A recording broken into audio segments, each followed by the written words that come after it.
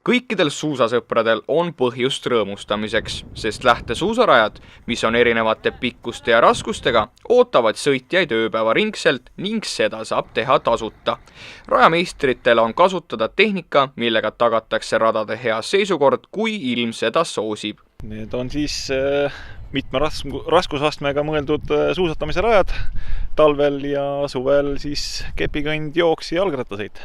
On olemas siis 1, 2, 3, 5 pluss siis vedule minek ja vedu 2,5 kilomeetrine rada.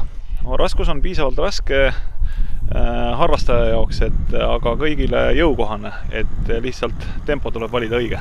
Õhtusel ajal on rada valgustatud kuni kella 9-ni. Meil on ka valgustatud 4:30 kella 9-ni meil valgustatud, et peaks jõudma pärast tööd ilusti sõita.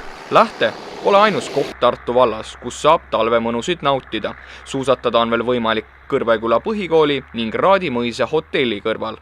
Et rajad püsiks korralikud ja sõidetavad, siis rajameistril on kõikidele inimestele palve. Suusarajad on mõeldud suusatamiseks, mitte mootorsõidukiga liiklemisteks.